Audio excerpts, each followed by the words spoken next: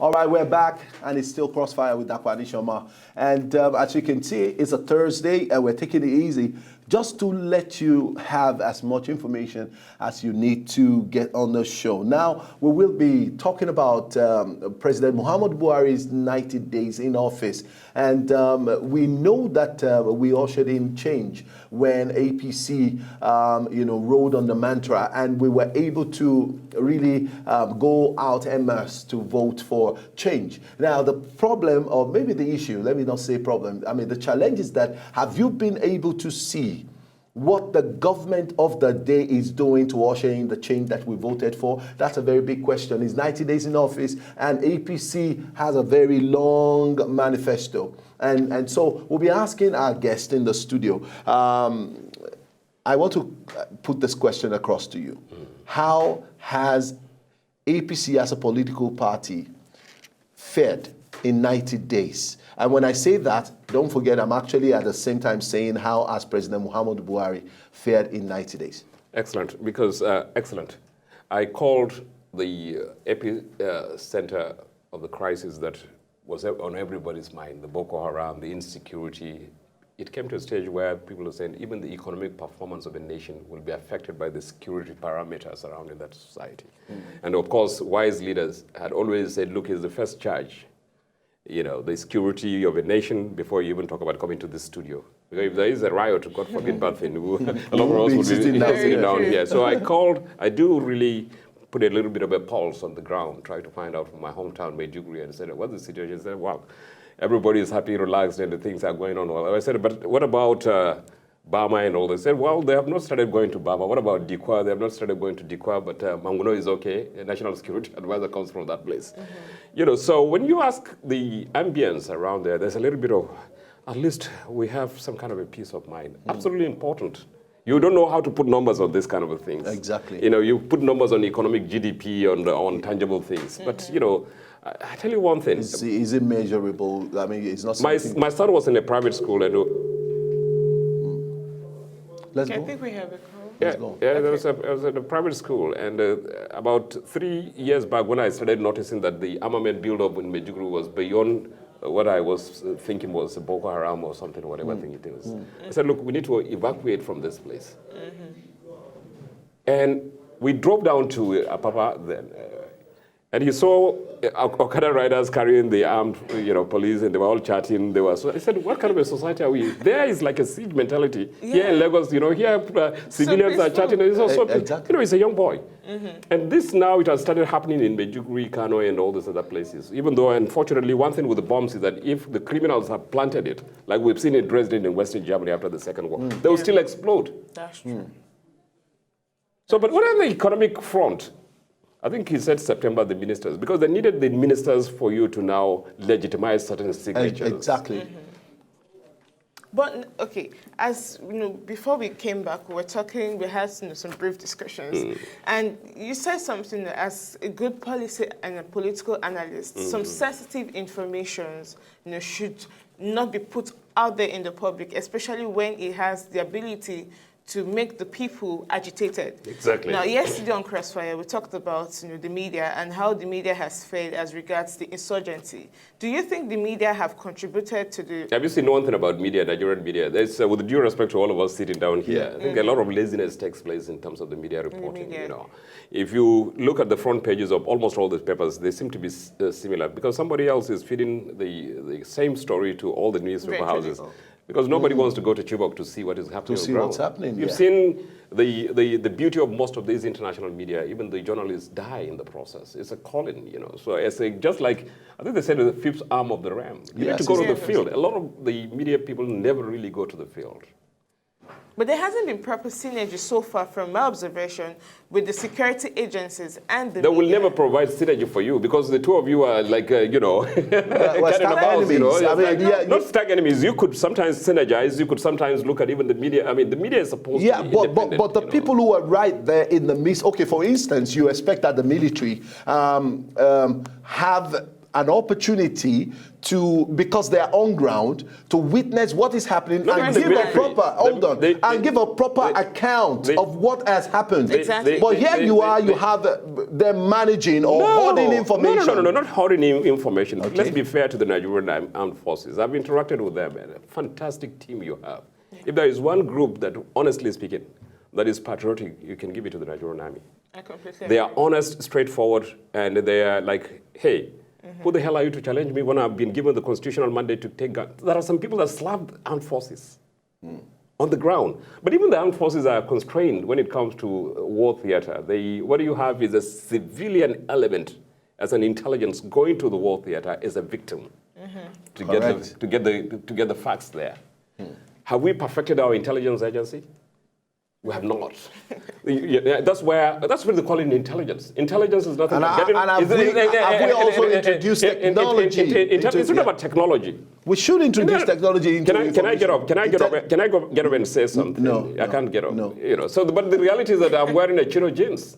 Okay. The fact of the matter is that data is primarily at the grassroots. You go to the field. Before I sat in one committee, a think tank committee. Some professors, very interesting professors. And professors, because they are ivory tower, and they were not going to the field. It was just perambulating theory. You understand what I mean? So even the military intelligence you are talking about, I'm just reading about the Ku Klux Klan here in the Free Economics. I don't want to say the book and somebody wants to buy it or something. He now behaved as if he was a Klan member because he was a white guy. And he hated what the Klan was doing.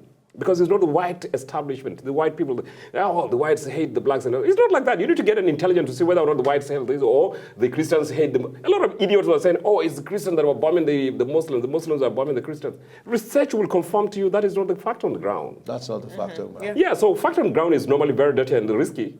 So who is the one going there to the field? Nobody is going there to the field, and everybody is getting... So the media are so lazy now that we don't want to say it tomorrow now. I don't want to say it tomorrow. I'm a journalist, and I can say that to you. No, but the position... Some of them don't go. Initially, the position of investigative journalism today in intelligent information gathering is very key. Absolutely key. And my management, I can appeal to, please pay these young girls and let them go to the field and get correct data. It's absolutely important for policy makers, for the nation, for society to get the facts based on what is on ground. Exactly. What's on ground? I tell you one thing about the bread, for instance. Everybody is shouting bread and all that. I went to the bakery. I said, hey, assuming you are talking to Buhari, what will you do? He said, look, have you seen this, my Lister generator? If I can get diesel, this subsidy that they're talking about, if I can get this diesel, I'll crush the price of bread. So my argument is that instead of subsidizing all these other SUVs, like the one that I'm driving for the past 10 years during the presidential campaign, don't subsidize me. Try to subsidize those bakery, because the number of people, the poor people that you've been back, they sweeten the societies. And they tell me, look, one of the other problems we're having is sugar. And flour, it seems to be only 1 or 2 people that are importing it in a huge country of 180 million. Can you open it and then allow some other things as we develop the local content? Nobody wants to eat cassava bread. My children say, what is this? I mean, it's supposed to be for starch, isn't it? Or something like that. Okay, at this point in time, let's try and see if we can do a list, short or long list of achievements in 90 days. I mean, even if, it started and it's looking good, that eventually we're going to have a reason to celebrate at the end of the day. We have 10 days. Yeah. My argument is not about who am I to judge. It will say that. It's not about judging. You are a nationalist. The point is that in 10 days, I would like to see this, and that. I thought that was going to be the point. So it's the same thing. Exactly. I mean, whether the cup is half full or half empty, it's half full. And I don't think there's a difference between a dozen, between half a dozen and 6. The poor man is expecting miracle. And, the first wrong statement, I want to say it this way, he said, no, there is not going to be, don't expect miracles. They were expecting miracle for the change to take place, for crying out loud. allowed. So you must provide the miracle. And the miracle is very simple. We've said it on several occasions. Yeah. First of all, crush the price of foodstuff. Well, after the security issues, which is so far so good. Excellent, you know. Right now, you go frontal.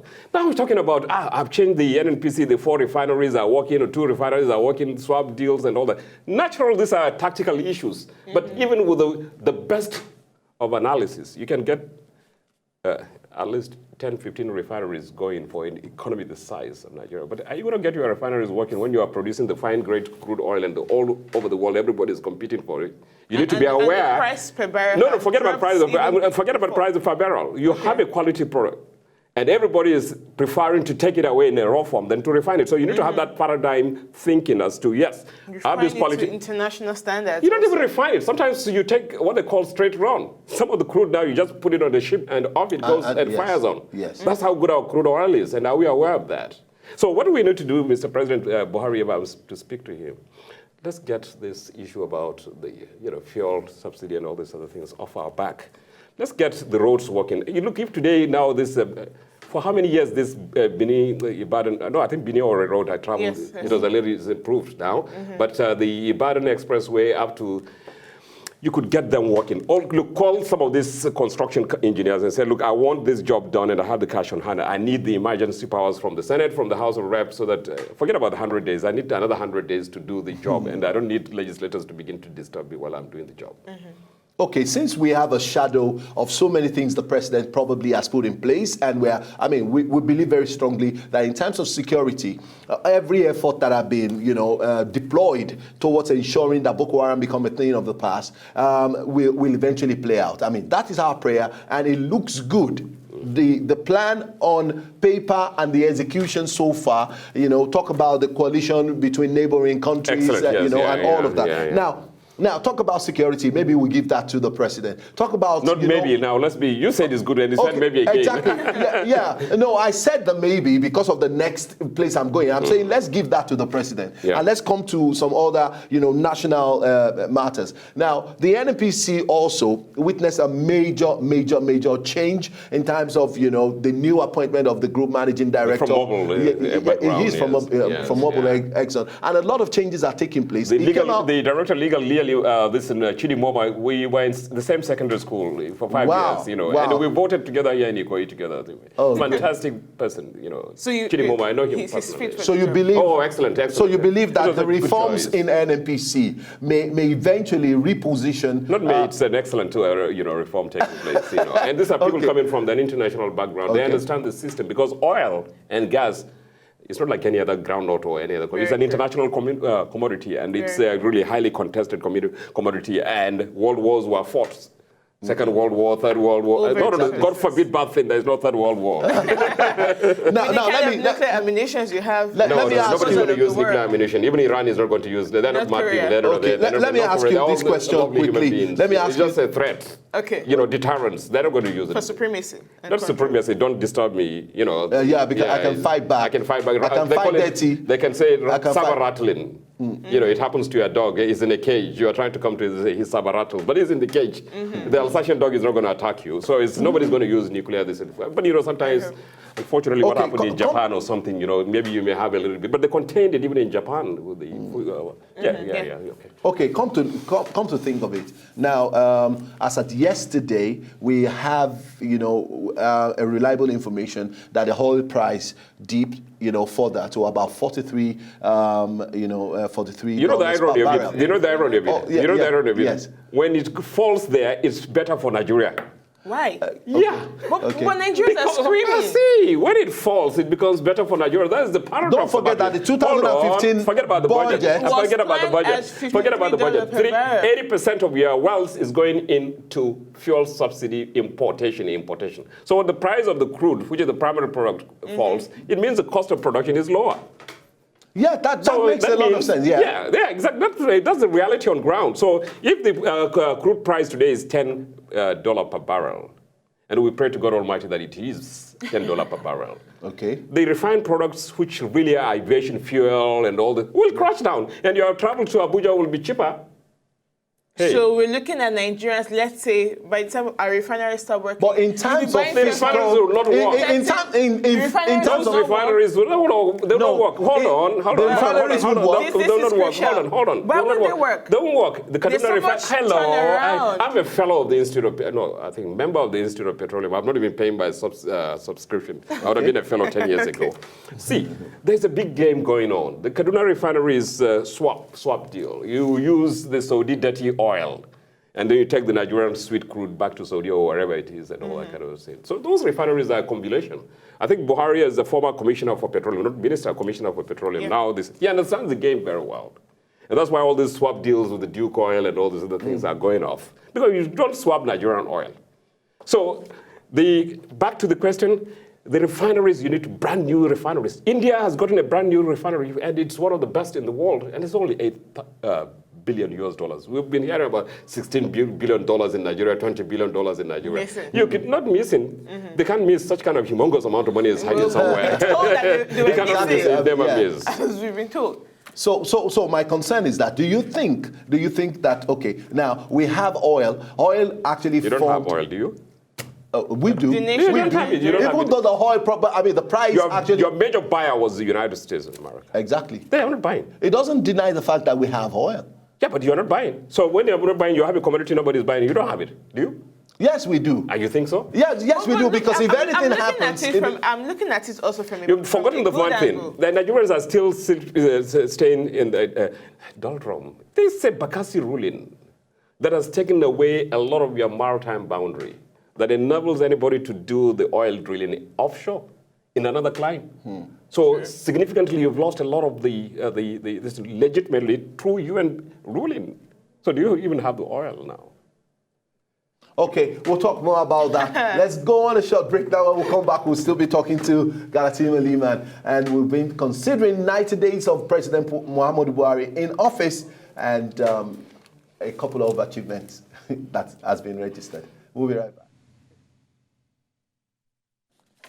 All right, we're back, and it's still Crossfire with Akwani Shoma. We have Galatima Lima in the studio with us. He's a policy analyst, and we've been considering Muhammadu Buhari's 90 days in office and maybe plenty or just a few achievements that we've had, that we can make reference to. He talked about security, and we're looking forward to a very, very, fantastic, peaceful time in Nigeria again. Now, we also talked about NNPC and a couple of reforms that are taking place there. So it looks like the industry, the oil and gas industry, probably is looking up now that we have all these reformations taking place, and maybe oil will eventually become, could eventually come back to become Nigerian mainstay of, main economic mainstay. Nigerian's economic mainstay.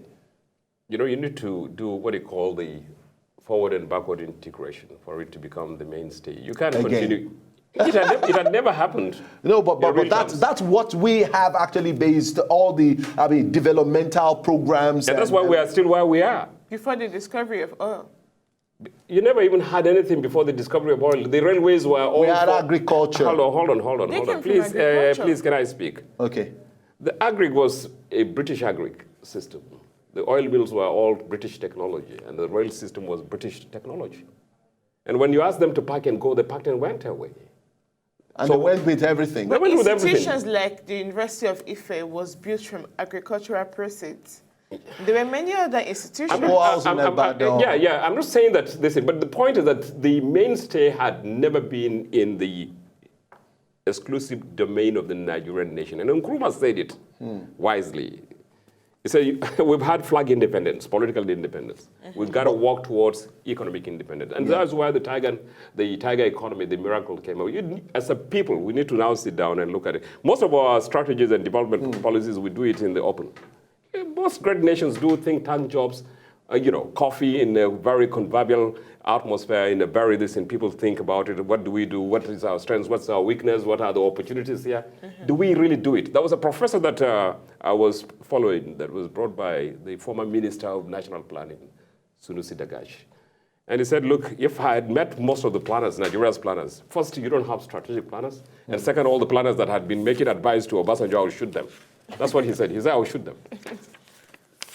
Strategic planners. Strategic so now planning. let's put you now as a strategic planner now to the Muhammadu Buhari administration. You talked about crashing that's food. a big one. I know, well, of course, the cap fits you perfectly. You talked How about do you know? crashing This the is perfectly. price. Yeah. You talked about crashing the price of food commodities. But largely, we have talked about, we have analyzed that is dependent on transportation. For example, Is it on transportation? yes. For example, preservation. Well, transportation and No, preservation. if you preserve it well, you can transport it anytime when it's needed. The point is that you are at the rural areas, you produce fantastic. If you go to Nasarawa State during, during orange season, it's orange everywhere. Yes, now you even see them rotting. Right, you know, exactly. yeah. That's the point I wanted to bring up. Transportation and preservation. Preservation Let's first. put- If you preserve it well, you can always take it. You And can that's the always beauty take of this thing. You can, If you preserve it, you can pick it anytime. And you see the transportation that we're all talking about, we over-exaggerate Railway. things. Hold on, To make it hold on, my easier, dear. faster. My dear, hold on. Railway, you will take about 10 years before you start having standard railway. It's not easy. The signaling system, the underground tunnels, the swampy areas, and always railway. Even the Mack trucks that he went to America, you could get the Mack trucks, about 100,000 Mack trucks, and you can bring them brand new with the aircon. Yeah. And this is land train immediately. And you can take all these old trucks and refurbish them. Those that can't be refurbished, you can crush them and sell them to shipyards for shipbuilding and all that. And you have a place, so that's immediately solves your transport problem. And does it take 1 month for you to bring in Mack trucks there? It doesn't. Does it take you? Yeah, so that's it. Okay, let's also look at the media also, because Back to media again? Yes, we're going. I think we should go back to the media because largely the media plays a strong role in the success or the failure of this administration. So you think? So I believe. I believe. Because if you look at the last administration, the last administration failed largely because of the media. Nigerians are very, let me inform you with the due respect. Nigerians take every single statement with a pinch of salt. They're very sophisticated lot. You see an Okada driver, a rider, he's a graduate. If care is not taking his say, excuse me, what the hell are you talking to? Is I'm an Osuka graduate. I'm sorry. They know this, whether or not the media reports this. Sometimes they laugh at the media. Because the media doesn't go to the field. No, but now so we're back to that same question. Because you don't go to the field, the guys in the field have better information. Exactly. And even the government doesn't even rely on it. They say, look at it. Most times if you notice, being honest to you, they said, look, we don't work on what we see on the pages of newspaper. Of the newspaper, they very say, true. Nigeria can never be built. not even Nigeria, societies, not only Nigeria. What all the flashes, you know, you see, even what makes flashes. Superpowers, America, Britain, and all these other things, they have their own independent source of getting information. Independence. Yeah, because you now apply for visa. I want to go to UK. So my grandfather is Bob Marley. I met somebody, I think, who were just at the immigration counter. I've entered the city of London over 100 times. They've never denied me visa. Because they've also done checks about me, you know, and not what I've presented. So I was at the immigration counter about to enter London again. I got tired. I think I haven't traveled to London past 15 years now. But the other day was every other week, and it was so boring, you know. So this guy in by says, my uncle is Bob Marley. I was saying to myself, Bob Marley, how can this man's uncle be? Because he was a Rasta, and everybody was laughing at him. They've already done a check for him. Before he needed a cup of coffee for him, and then back on the Nigeria Airways, that time it was Nigeria Airways was working. Anyway, we couldn't really get there. Now, I mean, you believe very strongly that President Muhammadu Buhari is on the right path. Don't put it on my mouth. You know, he's a human being, quite strongly. He's on the right path. See, you know, your last word on that, because we have to go now. Well, let him do a lot of things for the poor people and all that. Let him get his ministers on ground, whoever they are. And, you know, he cannot get perfect ministers. There must be some human beings with some kind of he himself is not perfect. Out of the 12, I mean, we still have a Judas anyway, even for our... Yeah, but, you know, even the estimate in contemporary times is out of 1,000, you have only one good guy. That's how bad the system is now. So it's not even 12 any longer. I'm telling you, the 1,000, you have a good guy, one. Just one. Anyway, thanks to everyone who have been a part of our show today. Thanks to Gati and Thank you so much. For being so, magnanimous. It came very early, and we've been talking in the last 15 minutes. Ishama, thank you so very much. We'll be back tomorrow with another very interesting episode of Crossfire. Do join us. And say no to violence. God bless you.